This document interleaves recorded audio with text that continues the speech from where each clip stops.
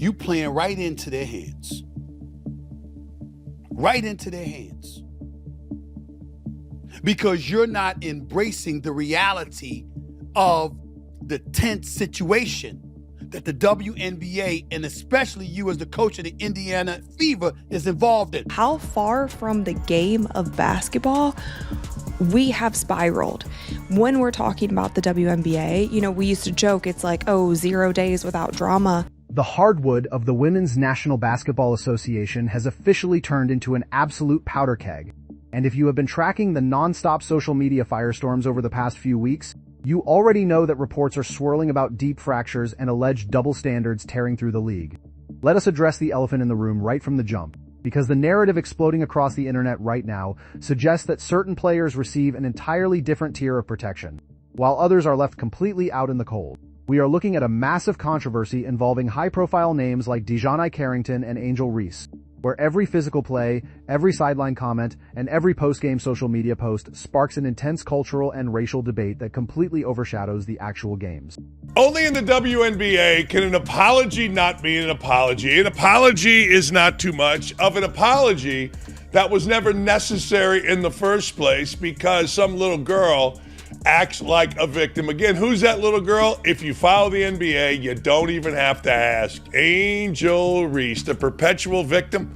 Fans and commentators are lining up on opposite sides, questioning how league discipline is administered, whether institutional favoritism exists, and why simple basketball plays turn into multi-day media circuses.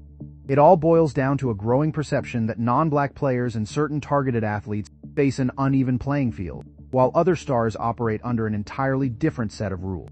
When players like Sophie Cunningham take hard, dangerous hits to the head and neck area, and the subsequent fallout involves players immediately jumping online to type things like white privilege while tagging opposing franchises. Carrington tweeted out white privilege from the locker room of a game that she was playing in. Get this, she fouled Sophie Cunningham hard. Sophie Cunningham, obviously white person, fouls her hard. Flagrant 2, gets ejected, goes to the locker room and tweets out white privilege in the middle of the game. Now here's the kicker to me. A flagrant 2 has to be contact that can lead to an injury that looks excessive.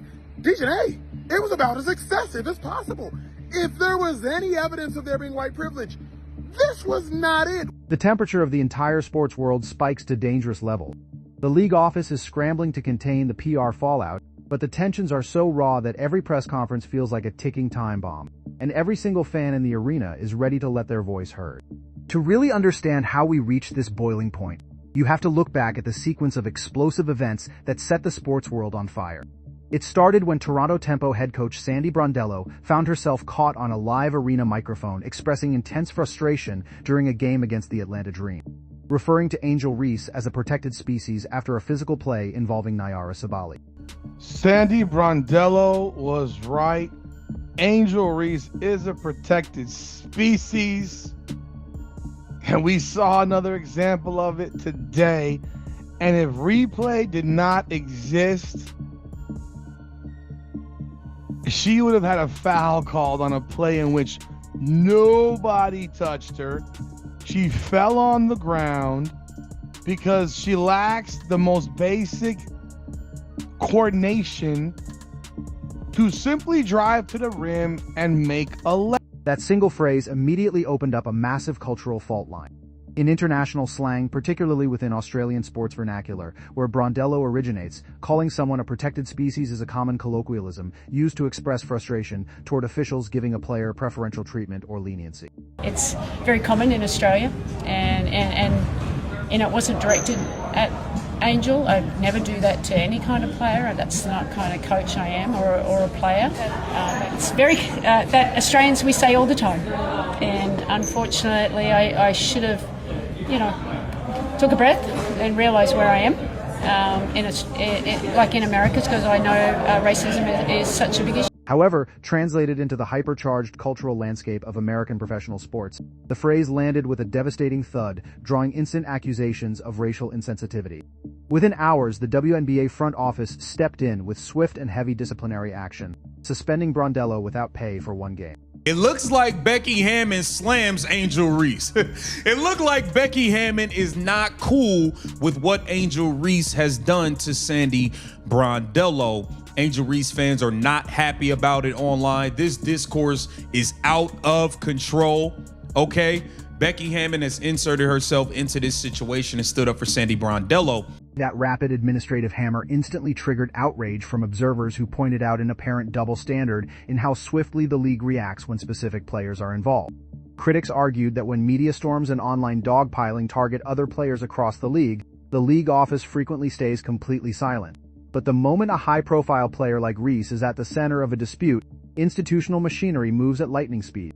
Brondello quickly issued a public apology explaining the cultural misunderstanding and expressing deep respect for black women in the basketball community, and Reese accepted the apology while noting how overwhelming the entire ordeal had been. She gets to know me and my heart. I think everyone else that I've coached in this league, they know that, and, you know, what I'm about, and you know, and I'll try to, you know, be better as I move forward. I did make a mistake, and you know, it's I'll try and keep my Australian thing, you know, Australianisms, I suppose, out, but it was never meant to be personal, so I am truly sorry. Yet the damage was already done, leaving fans and analysts deeply divided over whether the punishment fit the crime or simply highlighted a deeper systemic bias in how the league manages its superstars.